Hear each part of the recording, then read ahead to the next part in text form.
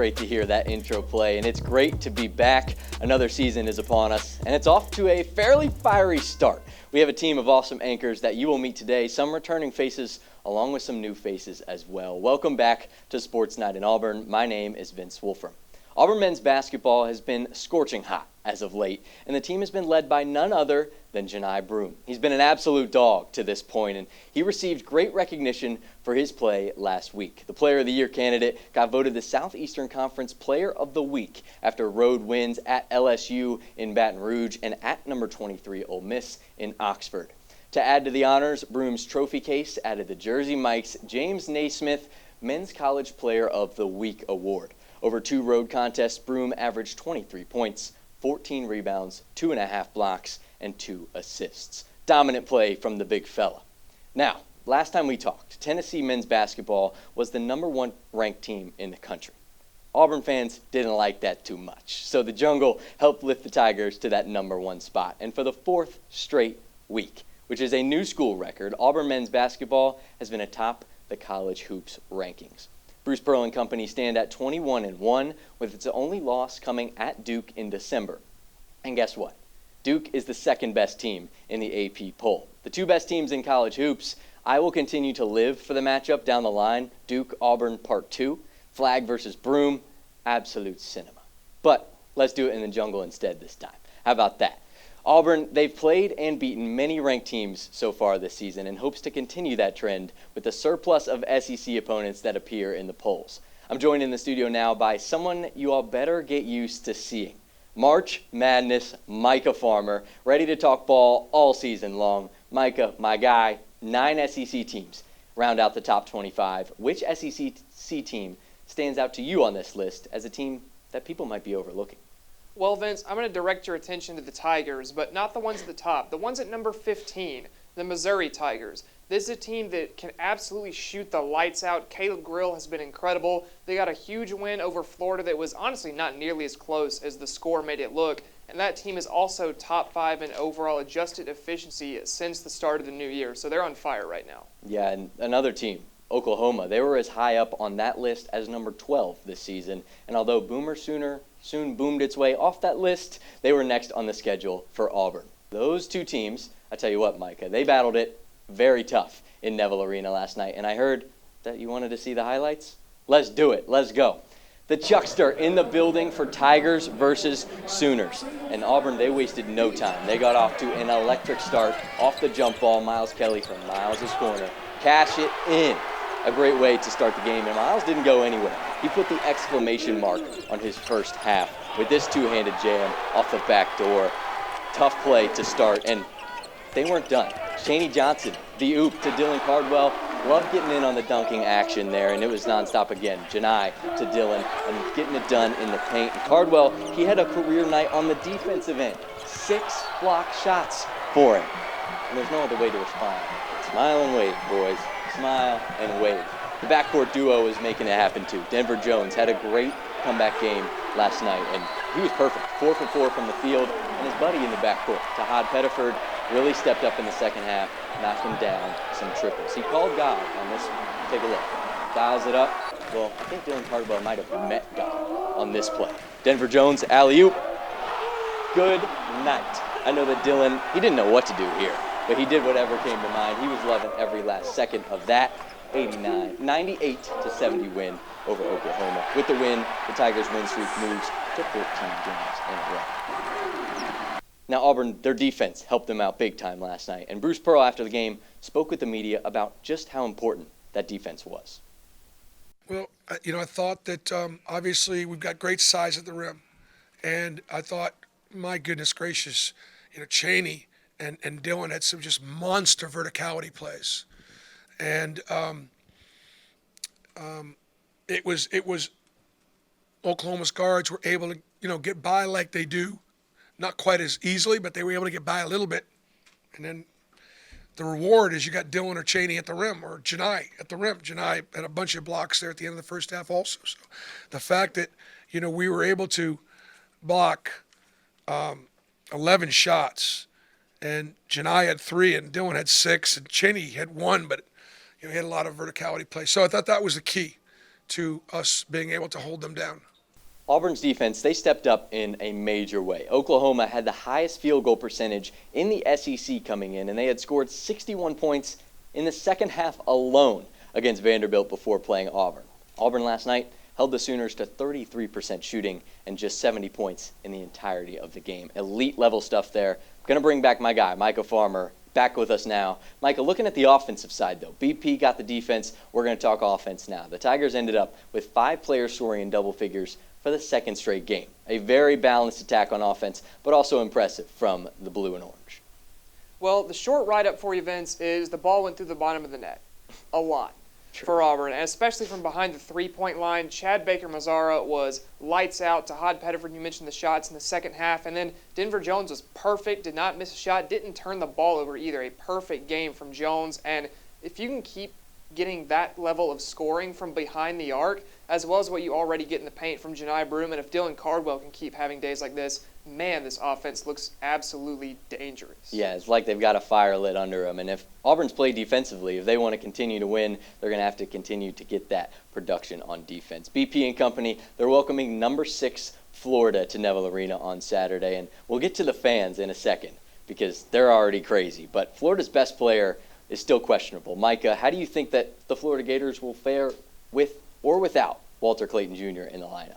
Well, regardless of whether or not Clayton plays, the main thing you have to worry about with Florida is the glass. This is one of the best rebounding teams, especially offensive rebounding teams all year long. And you've seen Auburn in halves. Look at the second half of the Texas game earlier this year where you kind of get a little lazy on the glass, get out-rebounded. If you do that versus Florida, you're going to be in big trouble. You also need to close out at the three-point line. If Clayton does play, make him dribble the basketball. On catch and shoot, he's one of the best there is in the country, but if you make him dribble the ball, the shots are not as accurate.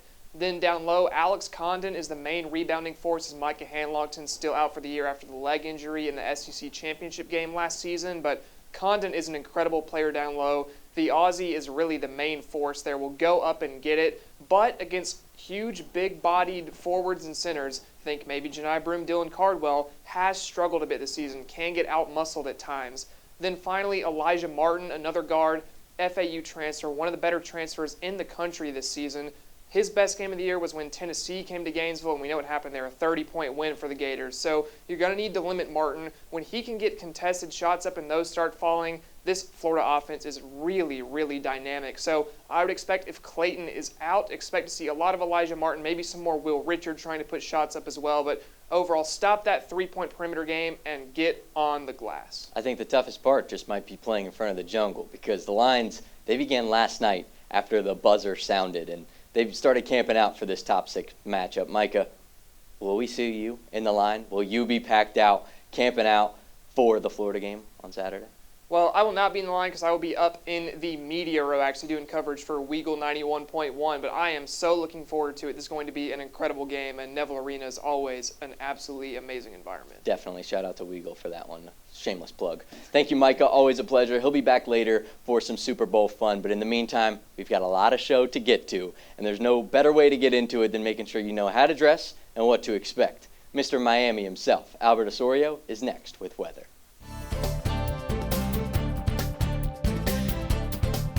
Welcome back to Sports Night in Auburn. I'm Albert Osorio here to give you your weather outlook of the week. Even though that groundhog promised us 6 more weeks of winter, it will feel like an early spring here as the temperatures hit up to 75 and the lows go down to 55 throughout the week. There will be mostly cloudy skies with at most a 10% chance of showers. That same temperatures will continue on into the weekend. Overall, it's some fair weather throughout this week for everyone to enjoy. That's all I have for your weather outlook of the week. When we come back, you will hear some updates from our anchors regarding equestrian, softball, women's basketball, and gymnastics. You're watching Sports Night in Auburn.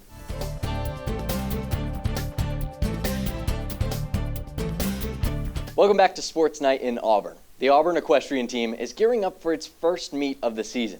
Let's go. This team has always got the eyes of Auburn watching it, and I'm sure to get off to a great start will surely help. Equestrian competes against Minnesota Crookston on Friday and ranked number 9 UT Martin on Saturday. Early tests for these horseback riders, so make sure you get out there and cheer them on this weekend. We've got all kinds of news coming up here. Softball, women's basketball, and gymnastics. And my friends Gehrig, Gesch, and Mackenzie Deutschmann have it covered. First, Gehrig, I'm going to talk to you, my man. Who is making their debut on Sports Night in Auburn tonight? It's Gehrig. Looking spiffy as ever. G-Man, what's the word? Well, the word, Vince, is that Auburn softball is opening their season this weekend as they get ready to host the Tiger Invitational. The Tigers will play Southern Illinois, North Carolina, and Appalachian State in a packed weekend of softball. The new season will mark the debuts of co-head coaches Chris and Kate Malvo. The Malvos come to the Plains from a familiar SEC foe, Tennessee, where they helped the Volunteers win back-to-back Southeastern Conference regular season titles in 2023 and 2024. 3 Tigers have already caught the eyes of media around the country, earning prestigious preseason accolades. Transfer pitcher Haley Rainey checks in as Softball America's number 75 and D1 Softball's number 87 in their respective player rankings. Highly touted freshman Analyst Adams has found herself on both Softball America and D1 Softball's freshman watch list. Lastly, Auburn's veteran utility Anna Woolers gets ready for her senior season as D1 Softball's number 11 third baseman. Softball will begin their 2025 campaign this Friday at 3 p.m., taking on Southern Illinois at J.B. Moore Field. Now let's shoot it to Mackenzie, where she has a lot to talk about in women's basketball. Well, Gehrig, continuing with hoops coverage, women's basketball hit the road last Sunday for more SEC play to take on the second-ranked South Carolina Gamecocks. Although Auburn did have their best shooting day in SEC play at exactly 50%, the Tigers did fall short to the Gamecocks with a score of 83 and 66. Auburn did not come out on top. However, one Auburn Tiger was record-breaking. 6'2" forward from Houston, Texas, Diana Gaston became the first player in Auburn history with 4 30-point games in the same season. Not only was Gaston 14 of 22 from the floor, but also had 4 rebounds along with a pair of steals. Auburn women's basketball also had a surprise guest appearance that left them fangirling. The 2024 WNBA MVP Asia Wilson stopped by to wish them luck before the matchup. She was in town to see her South Carolina jersey get retired. Let's check it out. Everybody, I don't want to throw y'all off your schedule, but I just want to say good luck out there. I know y'all playing against my Gamecocks, but always know that I love y'all. I love my SEC girls. Go out there, do your thing, and the rest will happen. But I'm excited to see you guys play, even though it's a big day for me and my family. But I'm truly excited to have y'all here. So go out there, do your thing. See y'all. Gotta make sure the tent's high. Moving forward, the Auburn Tigers will take on the Texas A&M Aggies tomorrow, right at home in Neville Arena for the annual Black History Month celebration game. The game starts at 6 p.m. and will be streamed live on ESPN. After that, they travel to Norman to challenge number 15, Oklahoma, on Monday. Now let's flip on over back to Gehrig for some gymnastics. 11th ranked Auburn Gymnastics was in action last week when they traveled to Lexington to take on the Kentucky Wildcats. The Tigers were bested 197.05 to 196.6, but there were plenty of positives to take away for head coach Jeff Graba. Stud freshman Caitlin John continued her impressive season, scoring 9.95 on beam to take home the event win. Another freshman, Marissa Neal, added to her stellar campaign with a 9.925 of her own on beam. The score raised her average to 9.905, a score good for 9th in the nation. After the loss, Auburn still sits at number 12 in the latest edition of the rankings. Up next for the Tigers is a showdown against the Georgia Bulldogs this Friday night at 7 p.m. inside Neville Arena. Now, let's kick it over to Vince for some Super Bowl trivia. Gehrig, Mackenzie, thank you very much. We got a lot of stuff on deck, and it's going to be a good weekend for Auburn sports. And another thing this weekend, one of the biggest events in all of football, the Super Bowl is happening. So we're going to leave you with some Auburn and some NFL on this version of trivia before we go to break. Let's check it out. How many Auburn football alumni have won the Super Bowl? A, 10, B, 19, C, 25, or D, 12? We'll have the answer when we return.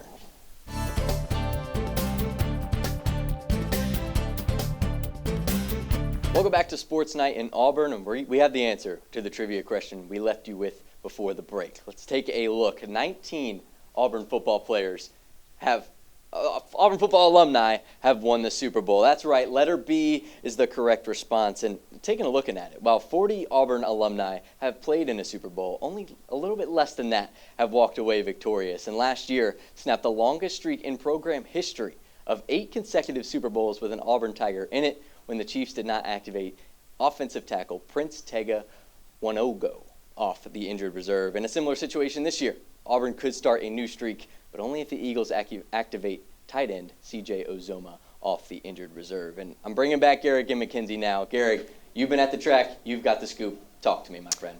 Oh, it was fast this weekend, Vince. Auburn track and field was back in action this weekend at the Bob Pollock Invitational in Clemson, South Carolina. The meet was highlighted by wins in 4 events, as well as 12 collegiate personal bests to continue the Tigers' impressive start to indoor season. Matthew Roof took home the first gold for Auburn after his 18.18-meter shot put throw was good enough for first place.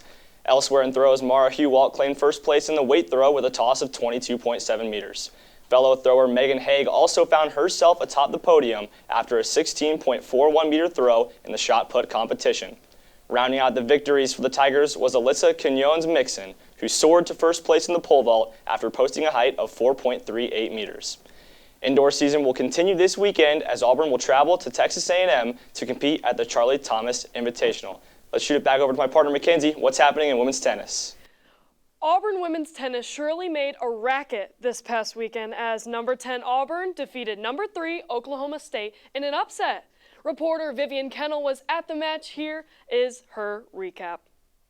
Auburn women's tennis made program history Saturday, February 1st, taking down number 3 Oklahoma State with a huge 4-0 victory. The number 10 Tigers wasted no time setting the tone, starting strong in doubles play. Ava Esposito and Maria Garcia came out swinging, shutting out Kylie Collins and Alian Zach 6-0 to give Auburn its first doubles win. On court 2, Angela Okatoyi and Myrna Rafa found themselves in an early hole, but stormed back in a tiebreaker with a 7-5 victory to clinch the doubles point for Auburn, ending DJ Bennett and Ava Hrostar's match, unfinished at 4-5. With a 1-point lead, the Tigers shifted their focus to singles, where it was a battle early on, but Auburn's depth proved crucial. Freshman Alice Batesti delivered Auburn's first singles win, taking down Alian Zach in straight sets, 6-4, 6-1. Meanwhile, Esposito had a strong battle against Marcela Lopez in the first set, and even after dropping her second set, came back dominating the third, 6-3, to push Auburn further in the lead. Auburn's 3-0 lead set the stage for Okatoyi's victory with set scores of 3-6, 6-4, 6-1. Okatoyi had to work hard after losing her first set to Gracie Epps, but had a strong second set win and absolutely dominated her third set performance, sealing the deal for the Tigers. Auburn remains undefeated at 8-0, securing their biggest win in nearly 2 decades. The Tigers now turn their attention to the ITA National Team Indoor Championship, heading to Evanston, Illinois, with momentum on their side. Reporting from the Yarborough Tennis Center, I'm Vivian Kennell for Eagle Eye TV. Such a huge win for the Tigers. Auburn women's tennis moves on to play in the ITA National Team Indoor Championship in Evanston, Illinois, beginning this Friday, February 7th. Now let's go back to Gehrig to see what men's tennis is serving up. Well, men's tennis had a packed weekend, traveling to Middle Tennessee State before hosting a doubleheader against Tulsa and Alabama State. It took a heroic effort from Auburn freshman Alex Fresina, who won the 4th and clinching point when the match between the Tigers and Raiders was tied at 3. Fresina was later named SEC Freshman of the Week. Another freshman, Joey Phillips, won Auburn's first match in the Saturday doubleheader by grabbing the clinching point in 2 sets after a back-and-forth battle with Tulsa's Nikola Puntarich. Eagle Eye's Morgan Sims was there. Here is her breakdown of Auburn versus Tulsa. The Auburn men's tennis team battled against Tulsa on Sunday in hopes of continuing their season win streak in a Pines Crossing Day doubleheader. Beginning with doubles, it was a competitive matchup as Tulsa played Auburn close, but Auburn claimed the opening set on 4 courts, winning 2-0, giving them momentum heading into singles play. In singles play, it was another day and another win for Auburn freshman Alex Fresina as he defeated Luis Felipe Miguel for Tulsa in an uneven victory. To second that, Auburn freshman Joey Phillips prevailed in his single matchup versus Tulsa's Nikola Puntarich. In a hustle performance by Auburn redshirt sophomore Nicholas Hang, he completes a straight set win, putting the Tigers up 3-0. After a continuous battle, the Tigers clinched a 4-0 shutout victory against the Hurricanes to continue their win streak. To close out the night, Nicholas Hang came back from 2-0 down in set 2 to defeat Alabama State's LOI Rue and clinch the second shutout of the day for the Tigers. The Friday win and Saturday sweep moves men's tennis to 5-2 this season. Their next match will be on February 16th on the road at Florida Gulf Coast. Now, I hear it was a party over in women's golf. Mackenzie? Yes, Gehrig, Auburn women's golf has gone global as they took a trip to Rio Grande for the Lady Puerto Rico Classic at the Grand Reserve Golf Club. Freshman Balma Davalos Guaita led the Tigers with her best round of the season on Tuesday with a 3 under 69. Her performance moved her up 21 spots on the individual leaderboard, leaving her at a tie for 11th place.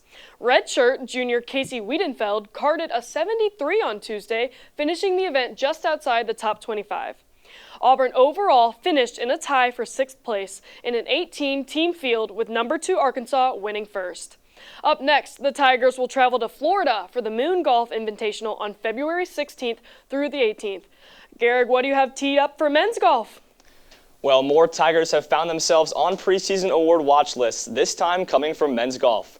Returning members of Auburn's national championship squad, Josiah Gilbert, Jackson Koiven, and Brendan Valdez have all been named to the 35-player watch list for the Ben Hogan Award. The award is given to the top collegiate golfer based on all collegiate, amateur, and professional events throughout the calendar year. Koiven won the prestigious award for his spectacular freshman season and will look to two-peat as a sophomore. Coach Kleinard's Tigers are back on the links for the spring season starting tomorrow at the Amer Ari Invitational. The 3-round tournament at the Monolani Golf Course in Waikoloa, Hawaii will run Thursday through Saturday. Number 3 Auburn will be paired with Georgia Tech, Hawaii, and Oregon State in round 1 as they begin the quest to defend their national title. Moving on to swim and dive in the pool, the Tigers are getting ready to host the AU Invite at the James E. Martin Aquatic Center this weekend. It will be an inter-squad meet to ready Auburn for the SEC Championships. The number 15 men's team and the number 21 women's team will both be looking to make some noise at the conference meet in Athens, Georgia, starting on February 17th. Now let's send it back over to the desk where Vince has more trivia. Thank you, Gehrig. Before the last break, we left you with Super Bowl trivia. We're going to keep it in Bowl Nation here. We're going to do some Auburn Senior Bowl and East-West Shrine Bowl trivia before we go to break. Let's check it out. Who was the last Auburn receiver to be invited to the Senior Bowl? A. Seth Williams, B. Keandre Lambert-Smith, C. Darius Slayton, or D. Sammy Coates? We'll have the answer when we come back.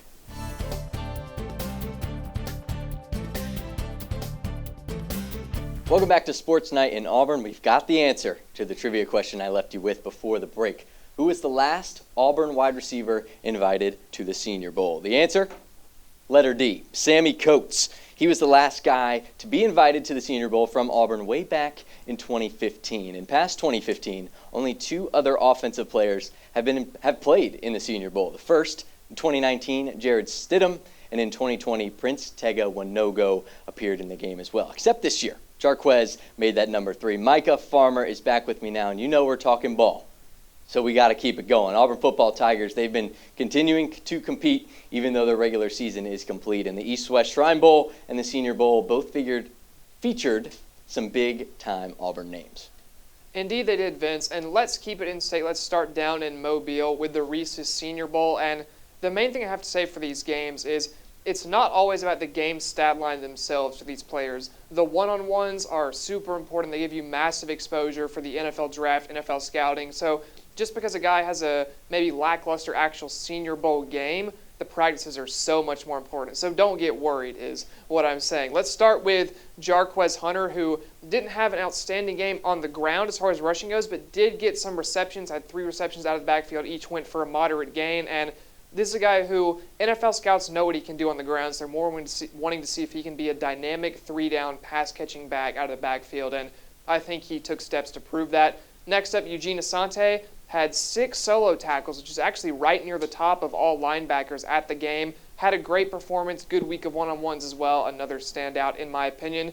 Jalen McLeod didn't do much in the actual Senior Bowl game, but again, it's about the one-on-ones, and he looked solid, showcased some good rush moves, pass rush plan, which is super important, so I think he'll be set up well as well. Now over to the East-West Shrine Bowl, and this is the big one, Keandre Lambert-Smith. Now, if you check the box score, you're not going to be blown away because he didn't do a ton. But, however, I encourage you to go check out Twitter, look at the one-on-ones and practices. KLS had guys looking silly out there. They were lost, what he did to a lot of SEC corners this year, honestly. So I expect KLS's draft stock to be boosted by that. Then Rivaldo Fairweather had 3 catches in the game, each for moderate gain as well. Solid performance, and then with his performances in practices and one-on-ones, I would expect it to solidify him a draft spot on draft night.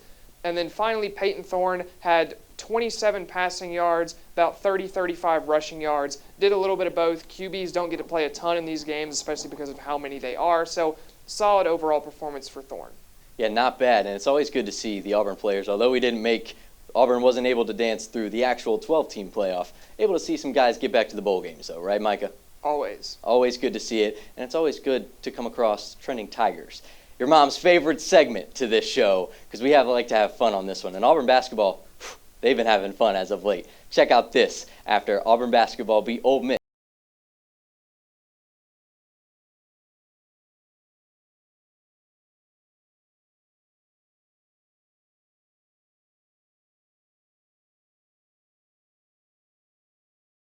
The players' love for Auburn went up. Check this one out as well.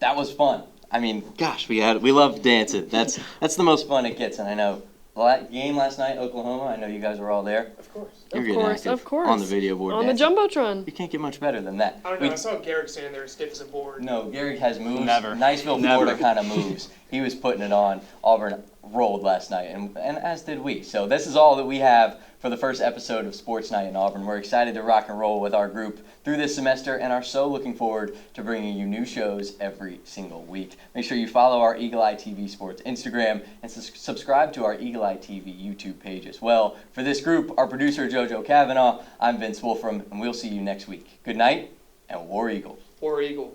War Eagle.